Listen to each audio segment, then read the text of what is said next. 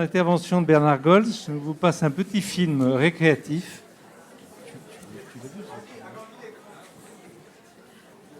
J'agrandis l'écran. Je pense que tu peux le mettre en grand écran, non? Il est là.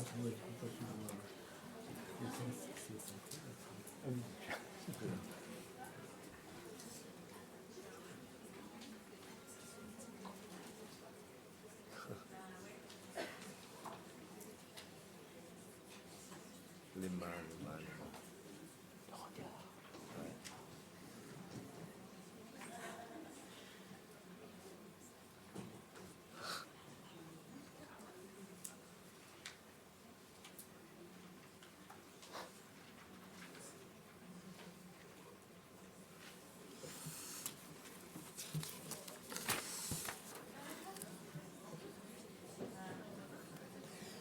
Voilà, donc je pense qu'il faudrait passer ce film après l'annonce du diagnostic, lorsque les parents réfléchissent à l'implant cochléaire. Je pense que ce serait utile de leur montrer ce genre de petit film. Bon, je te passe la parole, Bernard. Merci beaucoup, Jean-Michel. Ça me fait vraiment très plaisir d'être... J'ai encore rien dit de décisif.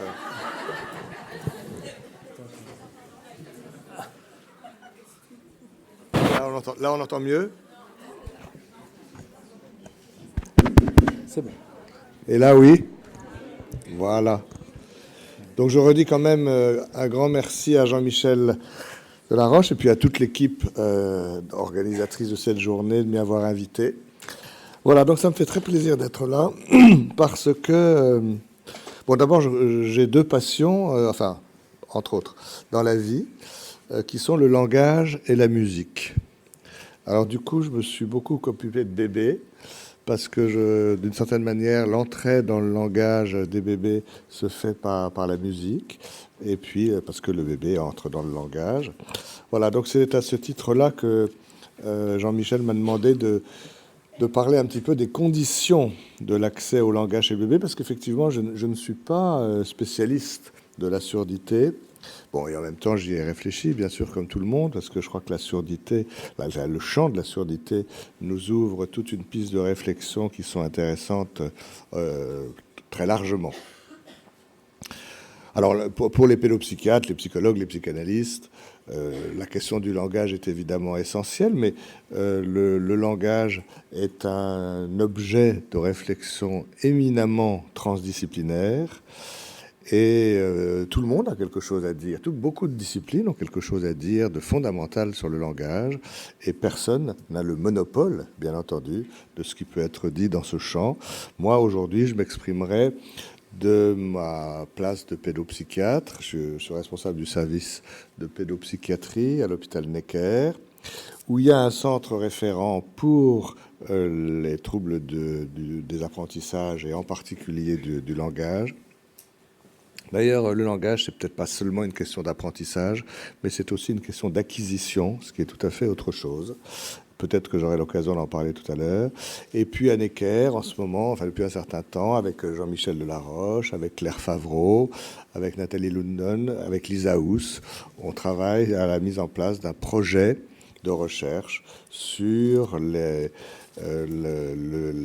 prévention des risques autistiques ou des troubles neurodéveloppementaux chez les enfants atteints de surdité. Voilà, donc c'est évidemment quelque chose à quoi je réfléchis, même si je le redis, je ne suis pas spécialiste absolument de ce champ.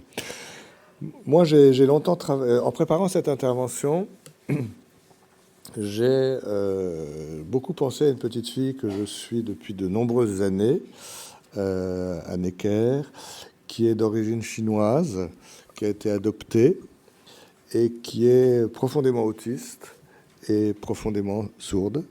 Elle a été implantée et c'est un sujet de réflexion et d'étonnement et d'émerveillement aussi, de voir comment, sans pouvoir entrer dans le langage encore, elle entre effectivement dans la subjectivation, comment elle commence à sortir de sa bulle autistique, à se sentir être, à se sentir exister, et ce sera le fond de mon propos, c'est que les conditions d'accès au langage sont au fond, recouvrent en partie les conditions de ce qui permet à quelqu'un de se sentir exister comme une personne. J'y reviendrai.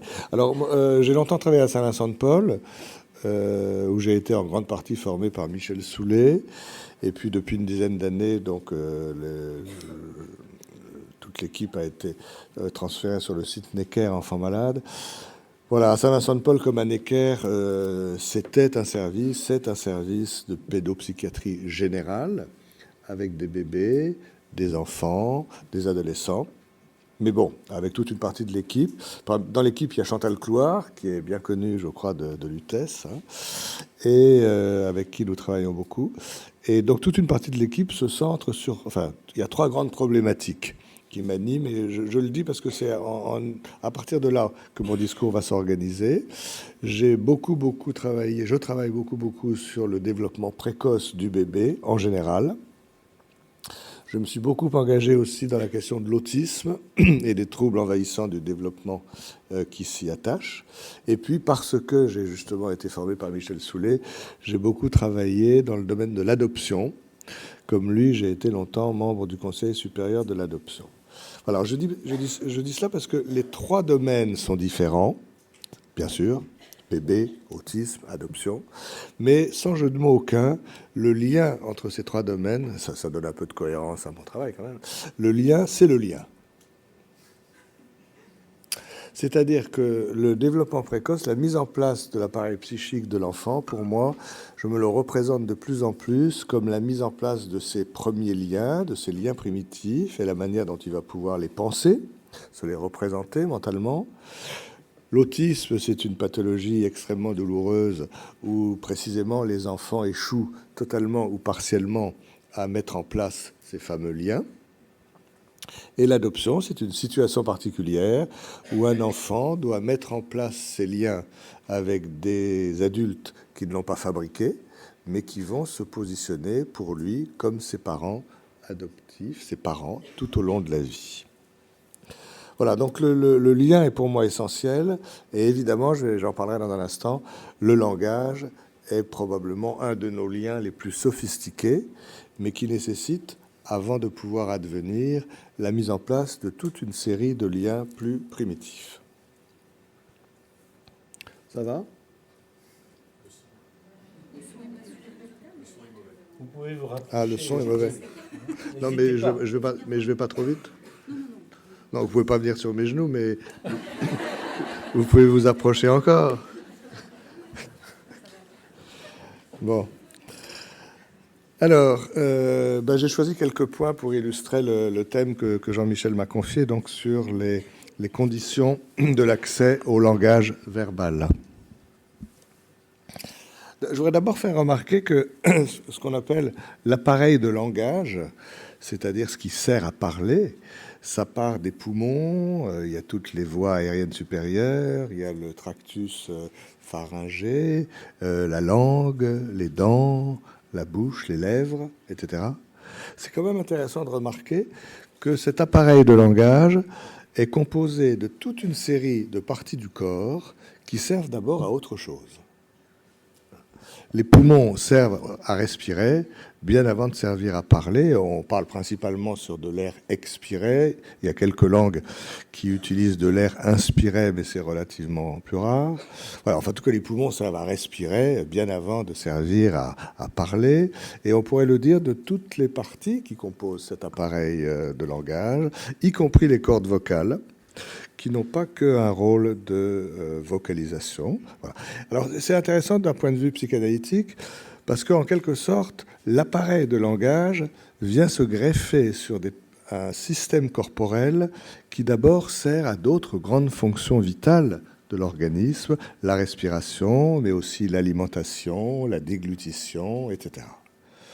Et ça fait vraiment penser à la théorie de l'étayage en psychanalyse, où on dit la relation vient se greffer sur la satisfaction des besoins.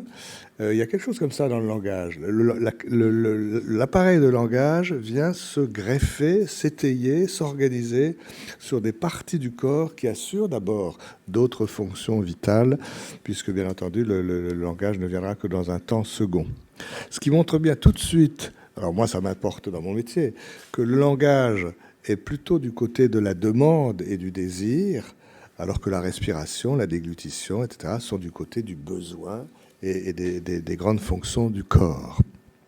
Alors c'est vrai qu'on peut vivre sans parler, c'est très dommage, mais on peut vivre sans parler, alors qu'on ne peut pas vivre sans manger, ni respirer, mais l'appareil de langage vient se greffer sur ces différentes fonctions parties du corps qui assurent d'abord d'autres fonctions vitales. La deuxième réflexion que je voulais vous proposer, très précoce aussi dans le développement, c'est de réfléchir ensemble à ce qu'on appelle, quel est le premier objet pour un bébé. Quand on dit objet, c'est au sens du français classique du XVIIe siècle, quelque chose qui est investi psychiquement, hein, l'objet de mon amour, l'objet de mon ressentiment, l'objet.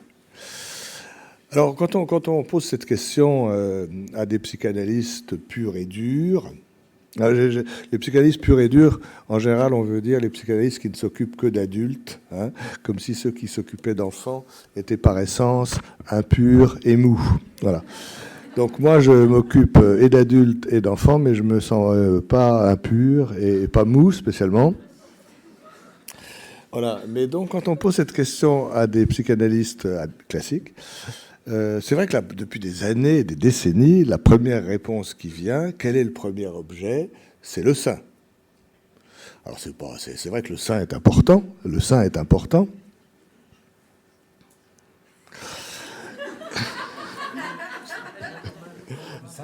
Le sein maternel est important. Mais c'est vrai que l'enfant va se le représenter progressivement. Il va devoir travailler, bien sûr, toute la question de l'absence du sein, la présence du sein, c'est-à-dire de la mère, effectivement.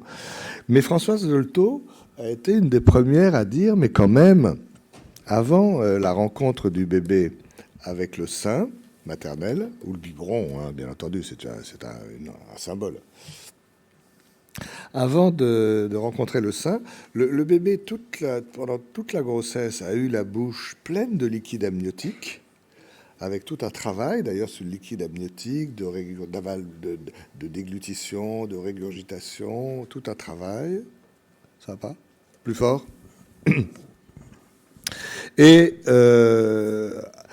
avant de rencontrer le sein, sa bouche, à la naissance, va d'abord devoir se vider de ce liquide amniotique, et puis l'enfant va découvrir la bouche creuse, la bouche vide, l'air, le froid par rapport au liquide amniotique de 37 degrés et quelques. Hein. Voilà. Et donc Françoise Dolto avait proposé l'idée d'un stade aérien qui viendrait s'intercaler entre le fonctionnement de la bouche pendant la grossesse et la rencontre avec le sein ultérieurement. Cette proposition n'a pas eu un énorme succès, mais en même temps, elle était très intéressante.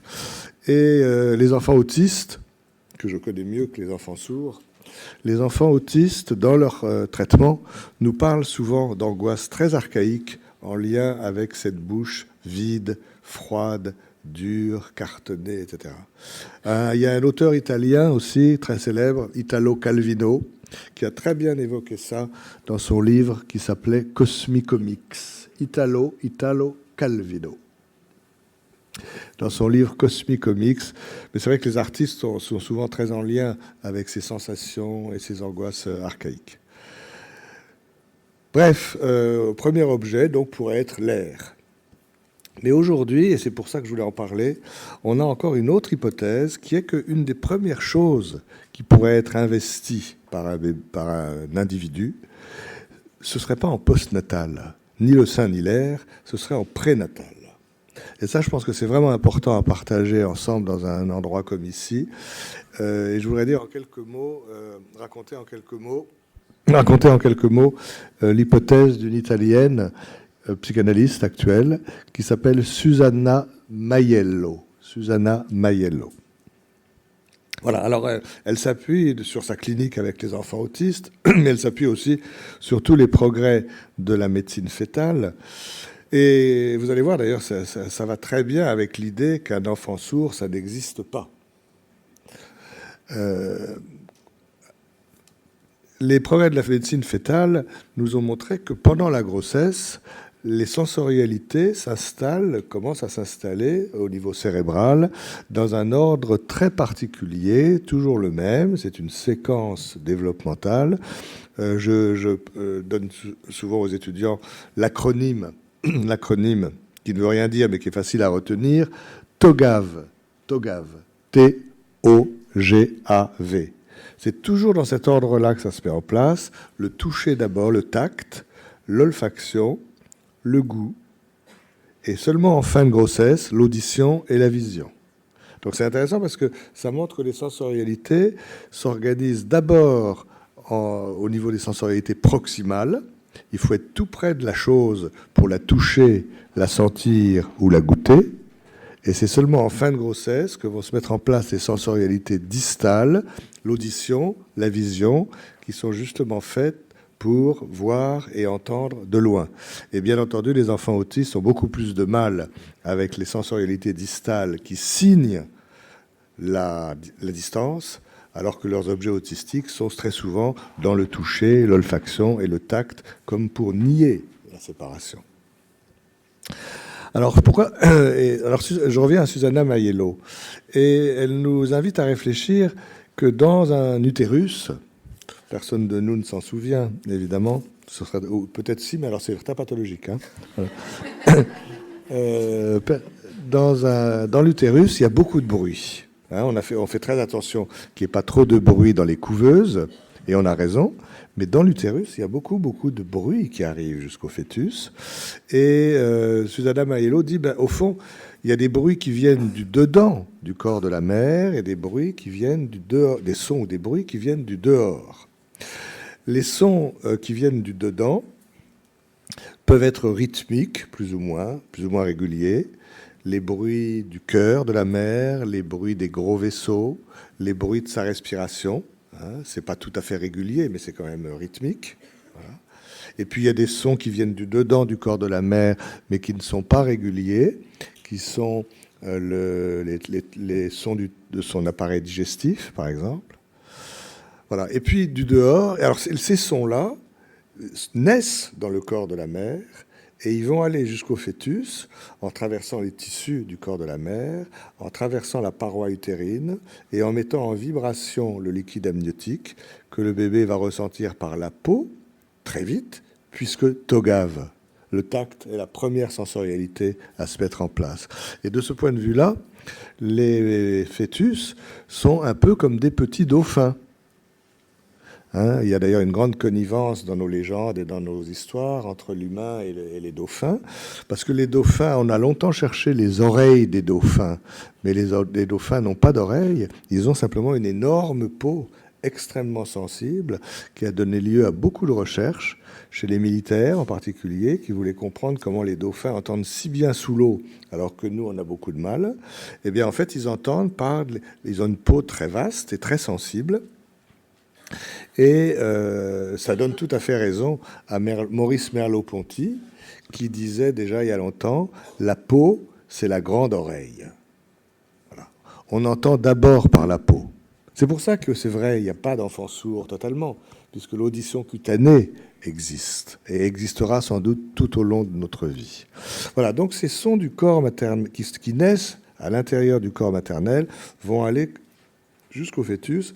Et la dernière étape, c'est la mise en vibration du liquide amniotique. Et puis, il y a les sons de l'extérieur, tous les sons qui entourent la mère. Alors là, il y a tout ce que vous voulez dans l'environnement. Les bruits, les sons, les voix, les choses régulières, les choses irrégulières.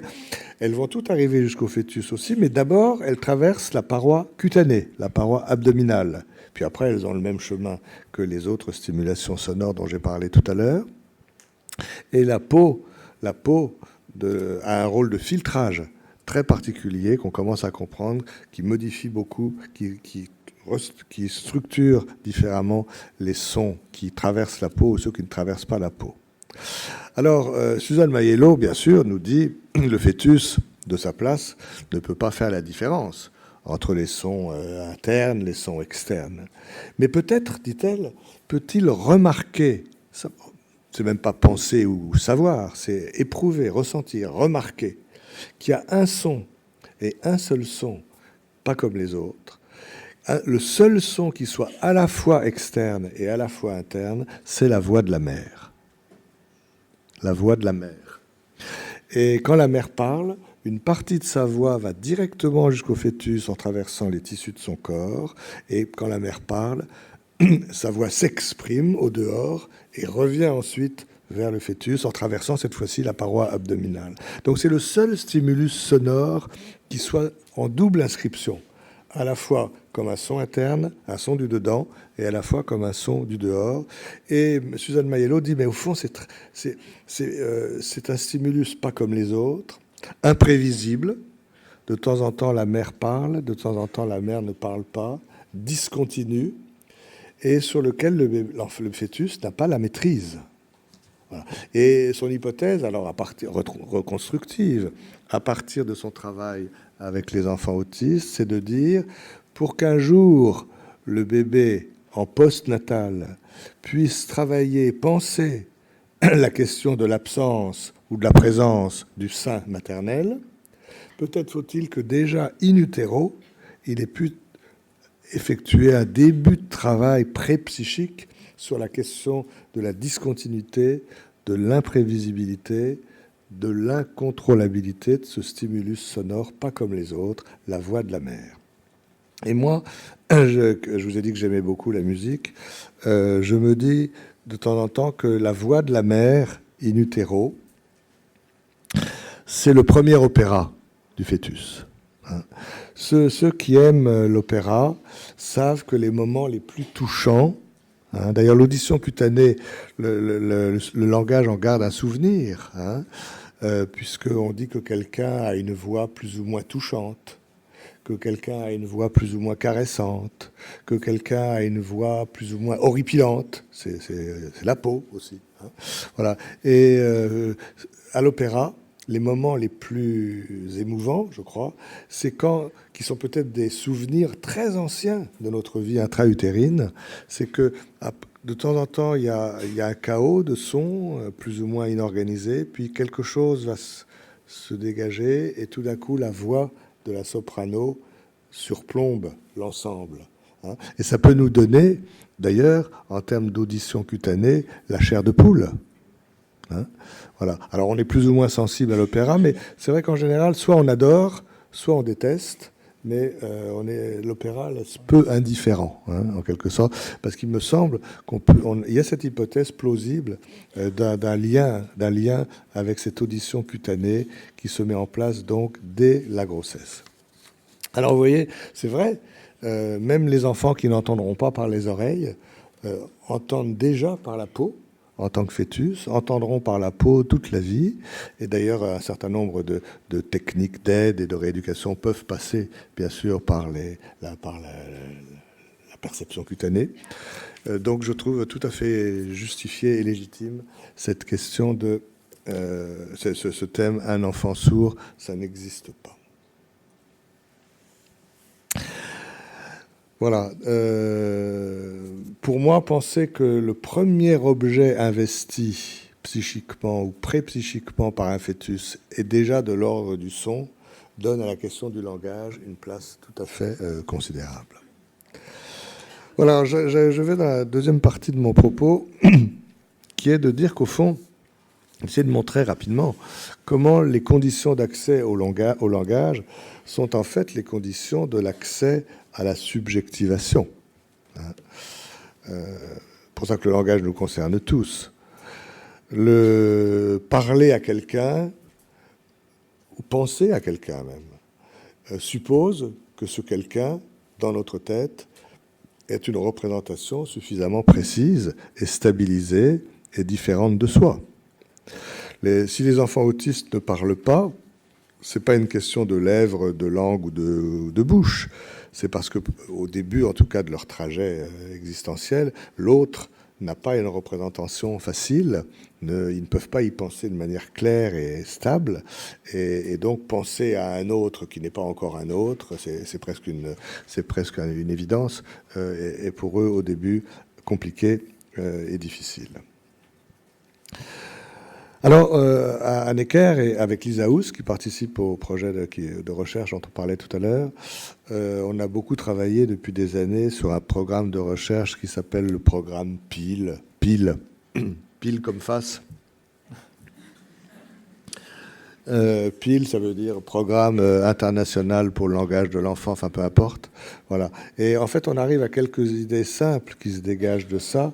C'est qu'il n'y a pas d'accès à la communication générale ou langagière sans accès d'abord à l'intersubjectivité. J'en dirai un mot à l'instant. Mais il n'y a pas d'accès à l'intersubjectivité sans rassemblement des différents flux sensoriels qui viennent de l'autre. Quand un bébé est en relation avec sa grand-mère, comme dans le film, ou avec sa mère pendant l'allaitement, ou avec un adulte, il va prendre du visuel, il va prendre de l'auditif si c'est possible, il va prendre du tactile, il va prendre du proprioceptif, de l'olfactif, etc. Et il doit rassembler tout ça. Peu importe les termes qu'on emploie pour en parler, mais c'est seulement s'il arrive à prendre ensemble tous ces flux sensoriels qui viennent de l'autre, qu'il va pouvoir ressentir que l'autre est un autre, et ressentir que l'autre est un autre, que soi et l'autre, ça fait deux, eh bien c'est ça qu'on appelle l'accès à l'intersubjectivité. Et je voudrais insister un tout petit peu là-dessus ce matin. L'accès à l'intersubjectivité, c'est sans doute un processus extrêmement complexe et délicat, mais on voit bien l'idée. C'est qu'un enfant, le plus vite possible, ça dépend des modèles, ça dépend des enfants, ça dépend des conceptions qu'on a, mais enfin, le plus vite possible, un enfant doit pouvoir ressentir, éprouver. Je ne prends pas des termes intellectuels, là, je prends plutôt des termes affectifs, émotionnels.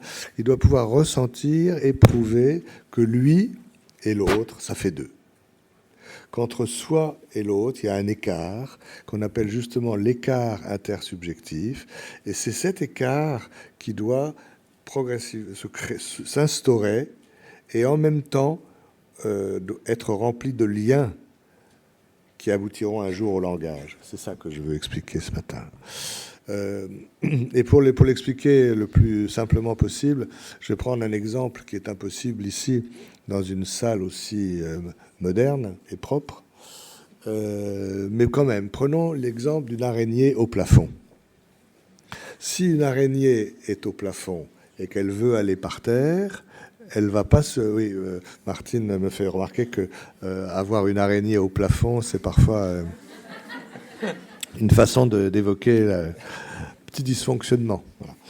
Bon, en tout cas, si on pense à une araignée au plafond, si elle veut aller par terre, elle va pas se jeter par terre. Elle tisse des fils, elle descend, elle descend, elle descend, et quand elle est arrivée par terre, bien sûr, elle est séparée du plafond qu'elle a quitté, mais elle reste reliée au plafond qu'elle a quitté par les fils qu'elle a elle-même sécrétés. Et elle peut remonter même, si elle veut, si elle doit. Ça, je ne sais pas faire la différence entre les besoins et les désirs des araignées, mais enfin, s'il faut qu'elle remonte au plafond, elle va remonter le long des fils qu'elle a elle-même sécrétés. Alors, l'exemple n'est pas tout à fait parfait par rapport au bébé et à l'adulte, parce que dans l'histoire, le plafond ne fait pas grand-chose, sauf de soutenir le poids de l'araignée. Bon. Tandis que ce que je veux indiquer en ce qui concerne l'accès à l'intersubjectivité du bébé, c'est que le bébé et l'adulte, ensemble, doivent creuser l'écart intersubjectif et en même temps co-tisser, co-sécréter des liens qui leur permettent de rester ensemble malgré la distanciation. Et vous voyez, Geneviève Hague, une grande observatrice de bébés, une grande thérapeute d'enfants autistes, a fait remarquer que ce geste-là, que je suis pas pris d'un accès mystique particulier, ce geste de la prière est quasi universel, parce qu'il nous parle probablement de cette question de la fusion et de la diffusion initiale qui permet à l'enfant d'avancer vers l'intersubjectivité. Voilà, alors, c'est un mouvement compliqué. Creuser l'écart pour pouvoir ressentir qu'un autre existe et en même temps tisser des liens. Et là, je ne peux faire que les citer. Mais quels sont ces liens qui doivent se mettre en place? Eh bien, en vrac, parce qu'ils sont tous importants, il n'y a pas de hiérarchie. Il y a les liens de l'attachement. Les liens de l'attachement, c'est une façon de rester ensemble malgré la différenciation. Un peu après, il y aura les liens de l'accordage affectif, l'harmonisation des affects, que Daniel Stern a beaucoup travaillé, qui permettent à la mère et au bébé de rester en phase émotionnelle. Savoir, chacun sait si l'autre est triste ou gai, malgré la distanciation qui se met en place. L'empathie, avec les neurones miroirs. Les psychomotriciennes, s'il y en a dans la salle, connaissent bien la notion de dialogue tonique. Le dialogue tonique ou tonico-émotionnel, c'est aussi une façon pour la mère et le bébé de rester en lien d'interaction tonique malgré la différenciation progressive. Et puis sur le plan de la psychanalyse, on pourrait parler des identifications projectives normales. Voilà. Alors ce que je voulais dire aujourd'hui, parce que c'est ça, le but, c'est pas de rentrer dans le détail de tous ces liens, mais c'est de dire qu'il faut que les conditions d'accès au langage, il faut que tous ces liens fonctionnent à peu près bien pour qu'un jour le langage arrive. Et probablement chez les enfants autistes, ces liens sont massivement échoués. Alors certains enfants autistes ne creusent même pas l'écart. C'est les enfants autistes les plus graves, l'autisme de Kanner. Ces enfants-là n'ont même pas idée qu'un autre existe, ce qui est une souffrance incommensurable pour les parents. Et puis d'autres enfants autistes, ou ceux qui ont commencé déjà à aller mieux, creusent un peu l'écart, mais ratent les liens. Et donc, ils savent qu'on existe, ils voient bien qu'ils ne sont pas eux, qu'ils ne sont pas tout à eux seuls, mais ils n'ont aucun moyen de rester en lien avec nous. Dans les réunions de synthèse, ce sont ces enfants autistes qui ont creusé l'écart, mais qui ont raté les liens, dont on dit ils sont loin. Ben oui, ils sont loin. Ils sont loin de l'autre côté de la rive de l'écart intersubjectif, et ils n'ont pas les liens. Comment se détacher sans se perdre? C'est ça l'enjeu du développement précoce. Et il faut que tous ces liens fonctionnent à peu près pour que le langage arrive. Ce qui veut dire aussi, je crois que ça c'est une réponse quand même au titre qui m'a été proposé, c'est que quand le langage ne se met pas en place, les causes sont à rechercher bien avant l'âge d'apparition normale du langage. C'est pas parce qu'il s'est passé quelque chose à 15 mois ou 18 mois, c'est parce que quelque chose a raté bien avant dans l'établissement de ces liens primitifs. Et bien entendu, les enfants dysphasiques ne sont pas autistes, mais peut-être que les autistes ratent tous ces liens et s'écartent en se perdant, alors que les enfants dysphasiques, et on a un énorme travail devant nous, sans doute selon les différents types de dysphasie, ratent certains liens et pas tous, mais ont du mal quand même à aller jusqu'au langage. Et le langage verbal, maintenant on peut partager cette façon de dire, c'est le fil de l'araignée le plus sophistiqué. Et parler. Alors je ne sais pas si vous allez trouver ça triste ou beau, mais c'est comme ça. Voilà. Parler, quoi qu'on dise, c'est un constat d'écart intersubjectif. Je ne peux pas parler ni penser à l'autre sans m'être d'abord distancié. En psychanalyse, on appelle ça le deuil de l'objet primaire, peu importe. Chaque fois, quoi qu'on dise, même si c'est pour dire qu'est-ce qu'on se comprend bien, qu'est-ce qu'on s'entend bien, qu'est-ce qu'on s'aime, le fait même de parler veut dire toi et moi, ça fait deux. Parce que le langage est le fruit de l'intersubjectivité et de cet écartement. Et ce qui est triste ou beau, ou comme ça, c'est que même quand on dit à quelqu'un « je t'aime », on dit « je t'aime » pour essayer de signifier quelque chose de la fusion, mais au moment où on dit « je t'aime », c'est que justement, on n'est pas dans la fusion. Alors quand on dit que les plus belles histoires d'amour sont muettes, chacun ses goûts, mais en fait, la phrase complète, plutôt, ce serait de dire « les plus belles histoires d'amour fusionnelles sont muettes ». Là, il n'y a pas... forcément. Mais les plus belles histoires d'amour, pour moi en tout cas, c'est les histoires d'amour qui sont par moments fusionnelles et donc silencieuses, et quelques petits moments de diffusion, ne serait-ce que pour pouvoir dire « je t'aime », puisque même le « je t'aime » est un constat d'écart intersubjectif. Voilà. Alors je passe sur les travaux actuels qui ont permis de mieux comprendre comment on peut comment le bébé peut prendre ensemble les différents flux sensoriels de l'autre. Il y a des processus de mantèlement, de comodalisation, de segmentation. Je passe sur tout ça, mais l'idée principale, c'est ça. Une des conditions principales d'accès à la communication et au langage, c'est quand même l'accès à l'intersubjectivité. Et le pendant intrapsychique de l'intersubjectivité, c'est la subjectivation. Mais je vais laisser ça de côté parce que je voudrais terminer en évoquant les deux grands types de communication qu'on a très bien vu là tout à l'heure dans le petit film, et qui démontre qu'effectivement, un enfant complètement sourd, ça n'existe pas. Pas simplement parce que, au sens de Winnicott, c'est parce qu'il y a d'autres modes de communication auxquels il faut être extrêmement attentif. Alors vous savez sans doute qu'il y a deux grands types de communication dans la vie de tout le monde, enfin des bébés, des enfants, de tout le monde. Il y a une communication qu'on appelle verbale, linguistique, ou digitale. Digital, c'est pas pour faire chic, simplement. C'est parce que digital, ça veut dire des petits paquets d'informations et que la chaîne parlée, on peut la découper en petits paquets d'informations, soit des syllabes, soit des monèmes, soit des phonèmes. Enfin, vous savez tout ça aussi bien que moi. Mieux, sans doute. Et puis, il y a la communication qu'on appelle préverbale ou prélinguistique, qui n'est pas digitale, mais qui est analogique. C'est le langage des mimiques, le langage du corps, le langage des gestes, et j'en donnerai un exemple dans un instant. Et préverbal, pourquoi ? Parce que la communication analogique précède la communication verbale, bien sûr. Le bébé s'exprime avec son corps bien avant de pouvoir parler, mais c'est pas un précurseur qui va s'effacer quand le langage verbal arrivera. Quand le langage verbal arrivera, la communication avec le corps, les gestes, les mains, il n'y a qu'à me regarder parler là, ça continuera toute la vie.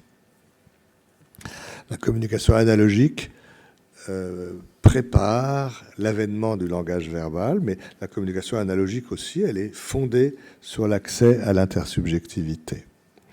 Et les psychanalystes ont pris l'habitude, les purs et durs, ont pris l'habitude de n'écouter que le langage verbal, mais en réalité, nous devons aussi écouter, entre guillemets, aussi le langage du corps, le langage de l'acte, et quelqu'un comme René Roussillon y insiste beaucoup actuellement. Alors, ces deux modes de communication, tous les opposent, puisque le langage verbal, il est supporté par l'hémisphère cérébral majeur, le gauche, c'est chez les droitiers, et il va surtout véhiculer des concepts.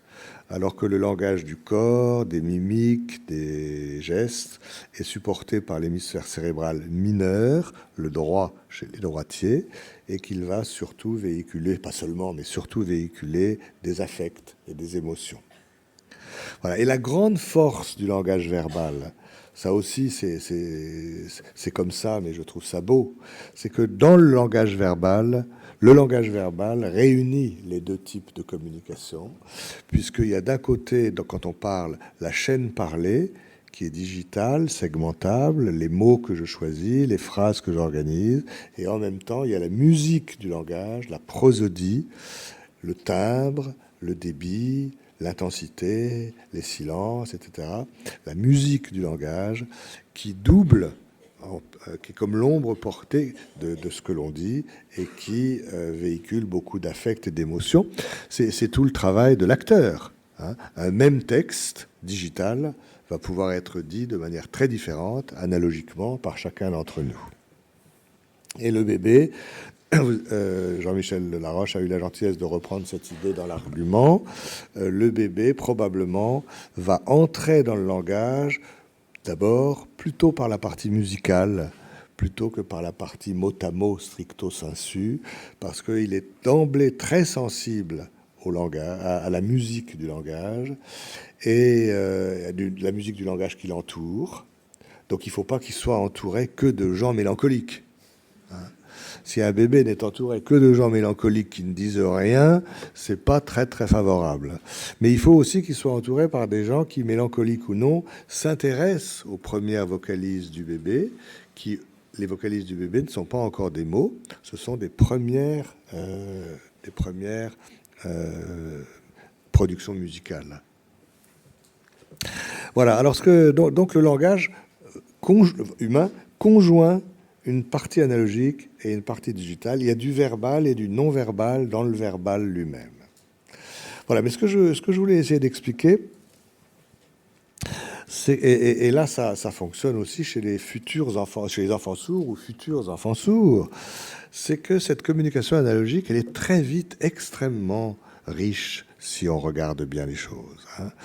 Et je voudrais prendre un exemple qu'on appelle, que Geneviève Vague, dont je parlais tout à l'heure, a décrit et qu'elle appelle les boucles de retour.